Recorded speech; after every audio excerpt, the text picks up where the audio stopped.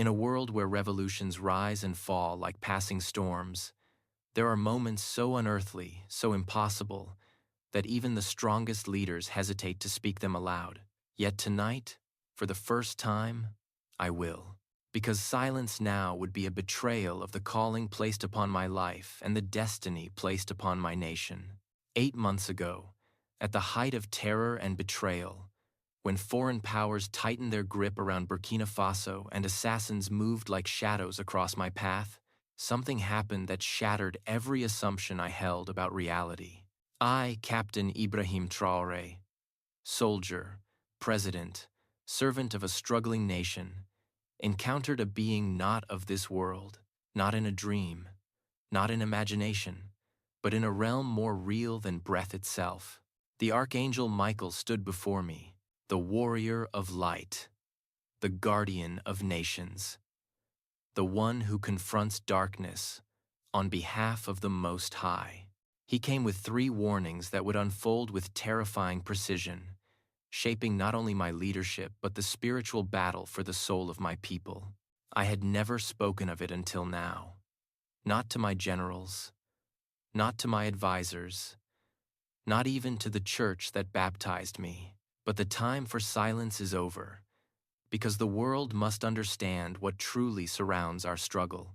This is not just politics, not just revolution. This is spiritual war. Stay with us, because what I am about to share is the future our ancestors prayed for. Subscribe and join us for an Africa that no longer bows its head. That night began like so many others in those troubled months, with the weight of a nation pressing upon my chest. Outside, the city lay restless beneath a moon that could not decide whether to shine or hide. The wind carried the hum of engines, distant checkpoints shifting positions, men loyal to the revolution watching the darkness for enemies who never slept. Inside the safe house where I had been moved for the 4th time in 2 weeks, the air felt heavy, thick with the smell of dust and old concrete, as if even the walls were tired from witnessing too much fear. I remember sitting at the edge of the narrow bed, boots still on, uniform creased from long hours of briefings and maps, and decisions no man should make while exhausted. Sleep had become a foreign country, one I visited only when my body could fight no longer. My advisors had left minutes earlier, their faces carved with the same worry that lived in mine. Reports of coordinated attacks in the north, rumors of betrayal in the capital, foreign pressure tightening like a fist. Everything felt as though it was narrowing, as though the world itself had begun to close around Burkina Faso. I told myself to rest, but my mind would not obey. It ran in circles, revisiting every choice, every threat, every whisper of danger that stalked the revolution. I had known battles before. I had felt the tremor of artillery and the breath of death close upon my neck. But this was different. This was a storm without sound, an enemy without a face, a darkness that moved through political corridors as easily as it moved through shadows. When sleep finally came, it came like a collapse. One moment I was staring at the cracked ceiling, listening to my own heartbeat. The next, the entire world had shifted beneath my feet. I found myself standing in a space vast beyond understanding, a place that carried no walls, no sky, yet held everything in perfect stillness. The air glowed with a warm golden radiance, not blinding but alive, as if it breathed with me. I looked down and saw that my uniform was gone. In its place was simple white cloth, soft against my skin, untouched by dust or war or worry. A strange peace washed over me, the kind of peace I had never known in waking life, not even in childhood. I did not speak. I could not speak. The silence was too full, too rich, as if sound itself was sacred in that place. Then I sensed it, a presence behind me, immense and steady, like a mountain that had been waiting since the beginning of time. I turned slowly, afraid that if I moved too fast, the moment would break apart. And there he stood, a figure taller than any man I had ever seen, shaped like a warrior carved from living light. His armor shimmered as though forged from the dawn of creation. In his right hand, a sword burned with fire that did not consume. His face shone with a beauty that carried no softness, only truth. His eyes looked through me, past every mask I had ever worn, straight into the most hidden corners of who I was. My knees buckled before I understood what was happening. I fell to the ground, trembling, not from fear, but from the overwhelming sense that I was standing before a being who understood the weight of nations, the sorrow of battles, the wounds that never heal. In the presence of Jesus, I had felt boundless love. Here, I felt boundless authority. He spoke my name, not the way a man speaks it, but the way one speaks something entrusted to them a long time ago. Ibrahim, he said, and the sound was like thunder wrapped in compassion. Stand. I did not come to take your honor. I am a servant of the Most High God, as you are. I rose, though my legs shook like a child learning to walk. Every breath felt heavy, as though it carried the truth I had spent my life avoiding. I asked who he was, though my heart already knew. I am Michael, he said, one of the chief princes, guardian of the people of God. I have been sent because the Lord has purposes for Burkina Faso in this time. You are in danger, Ibrahim. Danger deeper than bullets, deeper than politics, deeper than the plots of men, and you do not yet see it. His words settled into me like stones dropped into water, rippling across the soul. The golden light dimmed for a moment, and in that brief shadow I felt the enormity of what was unfolding. This was not a dream. This was not a story born from exhaustion. This was a visitation, and the night heaven opened was the night my understanding of leadership, of war, and of myself was torn apart forever. For a long moment after he spoke of danger, I could not answer. My whole life had trained me to think in terms of enemies I could see. Foreign flags, hidden financiers, armed men in the bush. I knew how to face those. But this language of deeper danger, danger beneath the skin, beneath the mind, was something new. I stood there in that golden space, feeling smaller than I had ever felt on a battlefield.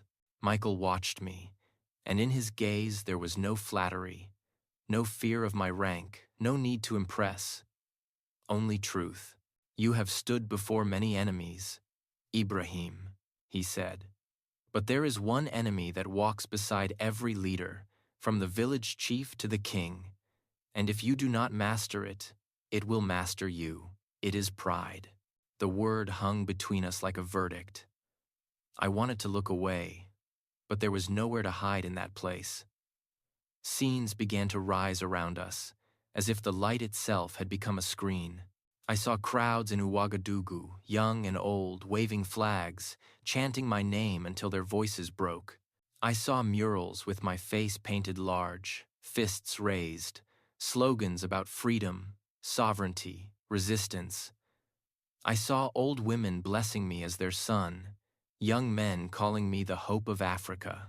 These are your people, Michael said. Their love is real. Their gratitude is real. Their hope is real. He turned his gaze back to me, but in the quiet moments, when the crowds have gone, I felt exposed, because I knew what I had been thinking in some of those late nights, that no one else could have done what I did, that if I fell, the revolution would die with me, that perhaps, just perhaps, I was different, marked, superior in courage and clarity. It was not a thought I would ever have spoken aloud, but I had allowed it to sit, unchallenged, in the hidden places of my heart. This is how it begins, Michael said softly. It starts with private agreement. A small nod to the lie that you are the center, that you are the exception. And once you believe that, you will stop listening. He showed me another scene. I was at a long table with my advisors, maps spread out, reports stacked high. Men and women spoke, offered counsel, argued for caution. In the vision, I listened for a while, then raised my hand and ended the discussion with a single sentence. We do it my way. The room fell silent, not in respect, but in resignation. This is what pride does, he said. It steals your ears before it steals your soul. You stop hearing wisdom, especially when it comes wrapped in disagreement. You confuse loyalty with silence. You begin to believe that to question you is to betray you. And soon, you are surrounded not by counselors, but by echoes. My heart sank as he spoke, because I recognized how easily that future could be mine. Already there were voices around me, calling me the only one strong enough to stand against France, the only one brave enough to defy the old order. Some of them meant well. Some did not. But all their words, if swallowed without discernment, could become poison. Michael stepped closer, and the air seemed to thicken with the weight of his words. There is another form of pride, more deadly than political pride, he said. You were called, you were rescued, you were brought into the light of Christ. This is grace, pure grace. But if you begin to treat it as proof that you are more righteous, more favored, more deserving than others, then the very gift that was meant to keep you humble will become the rope that tightens around your neck. He spoke the names of kings who had fallen, leaders who had started well and ended in ruin, men anointed and then destroyed by the very pride they had refused to confront. I thought of King Saul, the stories I had read not long before. A man chosen, empowered, then undone because he loved the sound of his own victory more than the voice of his God. How then do I walk? I asked, my voice low. When the people cheer, when the elders bless, when Africa looks to me as a symbol, how do I remain small in my own eyes without despising the task I have been given? He answered without hesitation. You remember what you are. Dust. A man who will return to the earth like any other. Every breath you draw is borrowed. Every victory you claim is loaned. You remember who is truly at the center. Not you, not your office, not even your revolution. The center is the one who lifted you from obscurity and set you where you now stand. You must choose, Ibrahim, he continued. You can be the hero of your own legend, or you can be the servant of the Most High in the story he is writing for Burkina Faso. You cannot be both. I felt something inside me tremble, as though the foundations of my identity were being shaken loose. The scenes around us faded, leaving only the light and the quiet. In that stillness, I saw myself as I truly was. Not the poster, not the chance, not the uniform, just a man. Called for a time, entrusted with a burden he could not carry alone. When you leave this place, Michael said, you must not walk back into your palace as the untouchable leader. You must walk as a man under authority, accountable to God and to people who will tell you the truth, even when it cuts. If you refuse this, pride will grow, and when pride has grown, it will make you deaf. And a deaf leader is already half destroyed. His words settled like seed into soil freshly broken. I did not yet know how I would live them out. If I ignored them, if I chose the sweetness of praise over the bitterness of correction, then the revolution we had begun would become just another story of a man who rose too high and fell too far. And in that holy light, with the eyes of an archangel fixed upon me, I realized that the first battle I had to win was not at the border, not in the gold mines, not in the corridors of foreign power. It was inside my own heart. The light around us shifted, growing heavier, as if the air itself understood that what came next would cut deeper than pride. Michael's face did not change, but something in the atmosphere did. It felt like standing at the edge of a cliff, waiting to hear whether the ground beneath you would hold or give way. "There is another danger rising against you," he said, "one that walks beside every man who carries power in fragile times. Paranoia, fear dressed in wisdom, suspicion disguised as prudence. And it will come to you not as an enemy, but as a friend offering protection." As he spoke, the golden space around us darkened at the edges, revealing scenes from my waking world. I saw the corridors of the presidency at night, the echo of hurried footsteps, the whispers behind closed doors. I saw my own commanders speaking in low tones, warning of plots, hinting at betrayal among men I had trusted for years. I saw messages delivered in the early hours, reports stamped confidential, each one stirring the same cold question inside me. "Who can I trust?" Michael's voice broke through the images. "You have real enemies, Ibrahim. Do not mistake my warning for dismissal of the truth. There are foreign hands shaping the shadows around you. There are traitors within your circle who smile at you in daylight and curse you in darkness. There are those who would rather see Burkina Faso broken than see it free." The validation of those words sent a brief surge of anger through me. He saw it. He understood it. And he did not soften his gaze.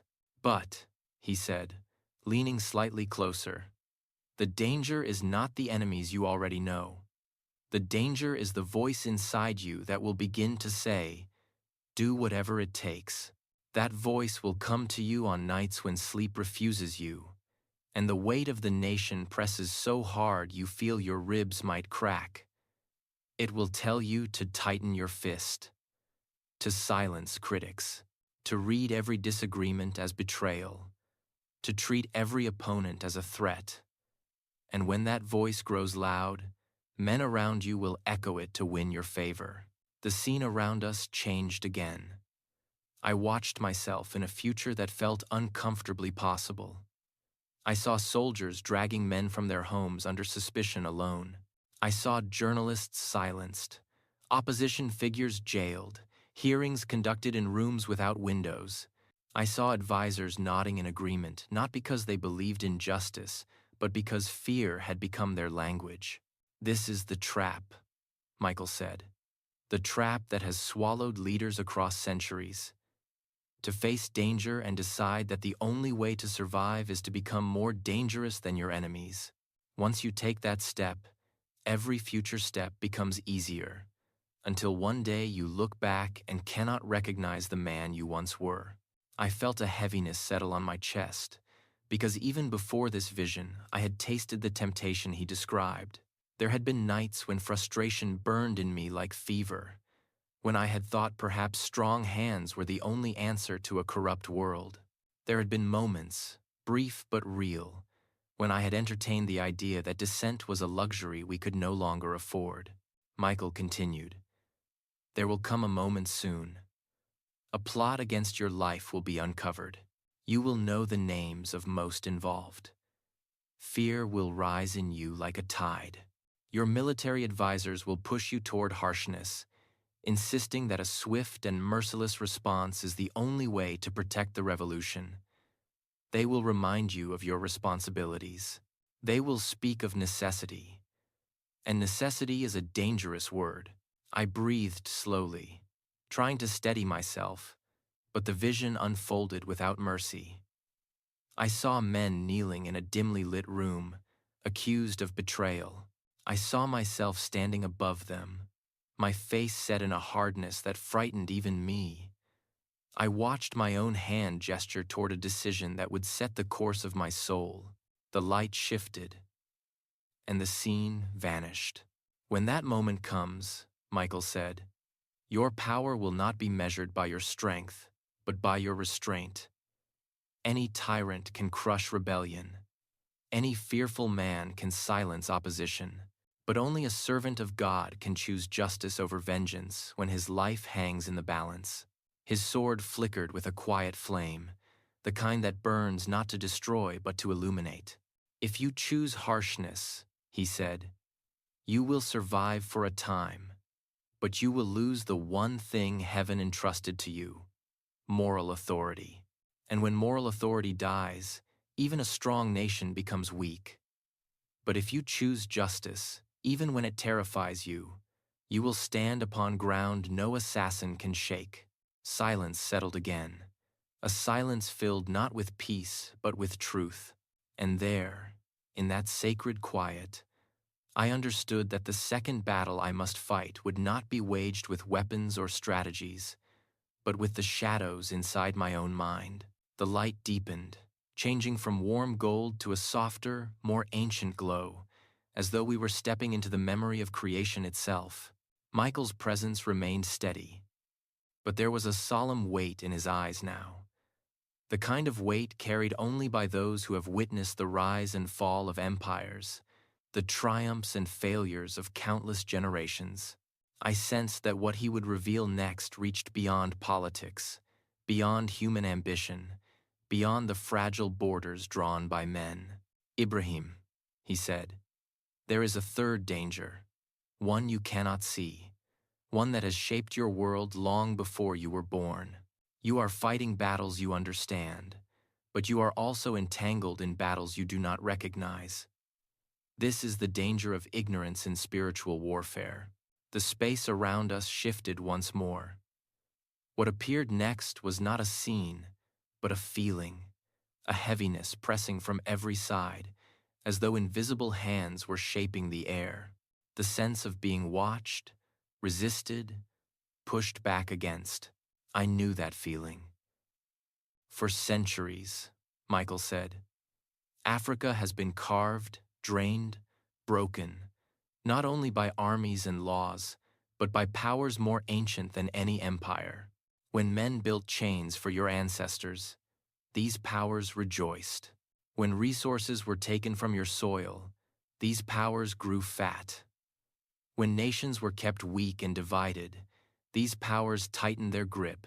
You cannot imagine that such a long night could exist without forces that feed upon it. His words sank into me slowly, each one finding a place I did not know existed. I remembered the years of conflict, the strange collapses, the betrayals that made no sense, the moments when every plan failed in ways beyond logic. I had always blamed poor intelligence, or miscommunication, or human frailty. But now, those memories rearranged themselves into a new pattern, a pattern I had never seen before. You think all your hardships are political, Michael continued. But tell me, has there not been resistance you could not explain? Have there not been moments when everything that should have worked fell apart for no reason? Have you not felt despair that came upon you like a fog, sudden and suffocating? Have you not seen trusted allies turn without warning, as though whispered to by an unseen hand? He paused, and the silence answered in my place. I had lived all these moments. I had endured them without understanding their source. This is not coincidence, he said. These are tactics. You are confronting principalities and powers, spiritual forces that have ruled through oppression, fear, and deception for generations. When you challenged the old order, when you stood before France and said enough, when you chose sovereignty over submission, you did not only provoke governments, you provoked the very systems of darkness that have lived off Africa's pain. The light brightened and a soft wind passed between us, carrying a truth that stilled my breath. And yet, Michael said, the most dangerous thing is not the presence of these spiritual enemies. It is your unawareness of them. A soldier who does not know the battlefield is already wounded. A leader who fights visible enemies while ignoring invisible ones fights with half his strength. You are a strategist, Ibrahim. You study patterns, movements, intentions, but you have not yet studied the enemy behind the enemy. Then he raised the flaming sword slightly, not in threat, but in revelation. This, he said, is the sword of the Spirit, the Word of God. No weapon in your armory can reach the adversary that moves in the unseen realm. Your intelligence reports cannot track him. Your soldiers cannot corner him. Your technology cannot expose him. He is defeated not by force, but by truth spoken in faith. He stepped nearer, and his voice grew gentler. You must pray more than you plan. You must listen more than you command. You must seek the guidance of the Spirit with the same discipline you give to strategy. For the battle over Burkina Faso is not only for land or power, but for destiny. And destiny is a spiritual thing. The scenes around us dissolved into quiet radiance. I felt a strange mixture of fear and clarity, as though a veil had been lifted, and behind it stood a war I had unknowingly walked through all my life. Suddenly, the struggles of the past months looked different. They were not chaos. They were resistance. They were signs that our revolution had threatened something far older and far more invested in our failure. Michael's eyes held mine. If you do not learn to fight in the Spirit, he said, you will lose battles that should never have been lost. But if you awaken, if you take up the weapons heaven gives, no darkness can withstand you. Not France, not terror, not the unseen rulers who have fed on Africa's suffering. In that moment, I understood that leadership was not merely a burden of decisions, but a calling into warfare beyond the human realm. And the weight of that truth changed me more than any battlefield ever had. The light around us began to shift once more, not brightening, not dimming, but pulling itself into a deeper stillness, as though heaven itself were inhaling before revealing something it rarely showed to mortal men. Michael did not move at first.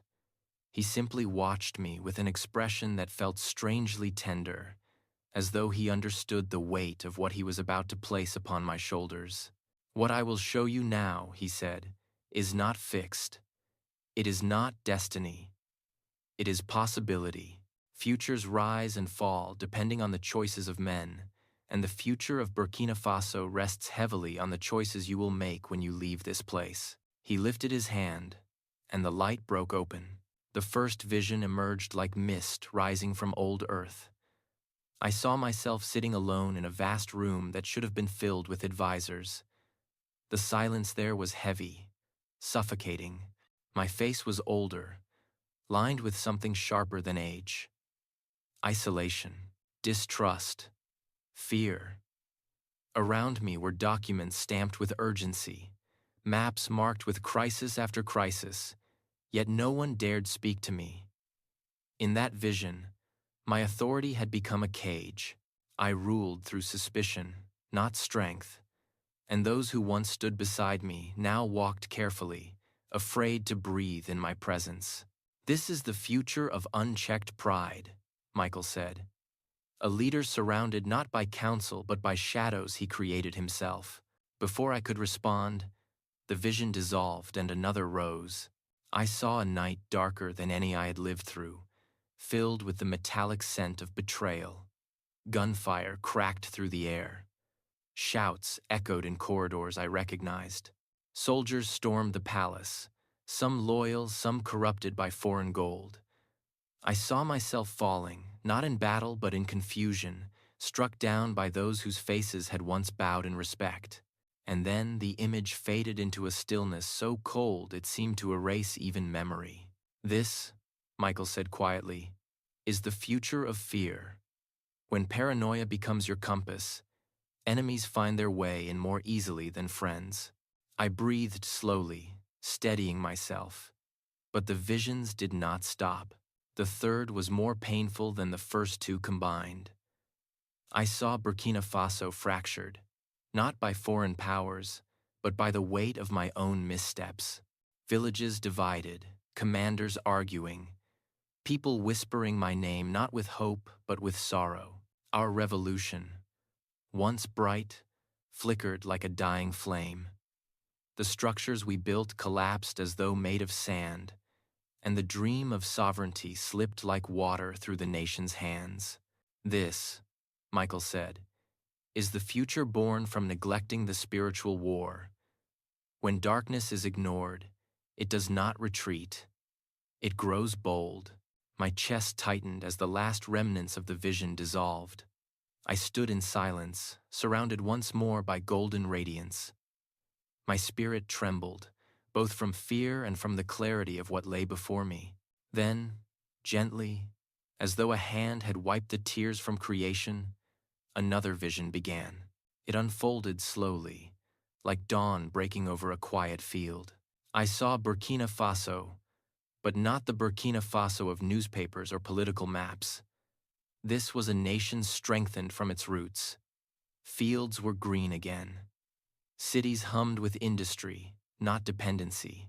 Children walked to school with books pressed to their chests. Elders sat outside, speaking blessings over a land that finally listened. I saw myself too, but not as the center. I was part of something larger, something carried by the hands of many. I was older, my beard flecked with gray, my eyes calm, humbled by years of guidance and correction. Beside me stood new leaders, younger, wiser, shaped not by fear but by faith. I placed my hand on one of their shoulders, passing authority with peace rather than desperation.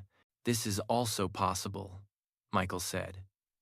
"This is the future born from humility, justice, and spiritual vigilance. This is the path where you are not the revolution, but the servant who helps it survive beyond yourself." The vision expanded. I saw neighboring nations watching, learning, rising. The courage of Burkina Faso began to ripple across West Africa, stirring awakening in places long held under the weight of silence. People spoke of freedom without trembling. They spoke of dignity as though it were their birthright. They spoke of Africa not as a wounded body, but as a continent learning again to stand tall. I felt tears gather in the corners of my eyes, for this was a future I had scarcely dared to imagine. The light slowly returned to its gentle glow. Michael lowered his sword and looked at me with unyielding sincerity. "If you desire this future," he said, "you must live differently from the moment you return. Build accountability around you. Choose justice over expedience. Fight in prayer as fiercely as you fight in strategy. Walk with humility as your shield. Remember who you are. Remember who you are not." And then, as though the realm itself had reached its limit, the light folded in upon itself. The archangel's form began to fade, his presence withdrawing like the tide returning to the sea.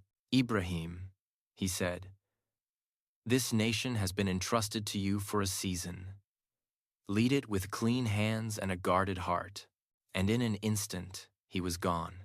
When the light vanished and I awoke on the narrow bed, the night had not moved. The clock beside me still blinked the same hour. The room was unchanged. The dust, the silence, the faint hum of distant engines. Yet I knew with a certainty deeper than breath that I had crossed a threshold that cannot be uncrossed. The world looked the same, but I no longer did. In the days that followed, I walked through the palace corridors as a man who carried both warning and promise. Every decision felt sharper, every conversation more weighted. Pride no longer whispered unnoticed. Fear no longer disguised itself as wisdom. I began to see the spiritual currents beneath events, the movements that shape nations long before newspapers speak of them. And as the story of Captain Ibrahim, latest news continued to spread across our people, I held the memory of that heavenly encounter close, not as a crown, but as a discipline. I started gathering voices who would tell me truth even when it cut. I prayed before briefings. I listened more than I spoke. I recognized that leadership is not the art of appearing strong, but the courage to remain grounded when the world insists you rise beyond the reach of correction. And as Burkina Faso latest news echoed across Africa, I understood that our struggle was no longer just a struggle of sovereignty, but of spirit. The warnings of Michael were not meant to frighten me, but to wake me, to remind me that revolutions built on human strength alone will always collapse beneath their own weight. But revolutions guided by humility, justice, and the unseen hand of the Most High become foundations that outlive the men who begin them. And so I walk with a quieter heart now, steady, watchful, aware that every sunrise carries both temptation and calling. The journey ahead remains dangerous, yet it is no longer dark. And if you hear anything in this testimony, hear this. Africa's battles are not only fought in parliaments or deserts or goldfields, they are fought in the soul. They are fought in the unseen. And the Captain Ibrahim. Latest news you follow today is only a fragment of a larger story. Heaven is writing over this land. If this story moved something in your chest, do not scroll past. Like, share, speak, subscribe because they hid our history long enough. Let us speak our future out loud. Thank you for being here. We will see you in the next story, the kind they still do not want you to hear.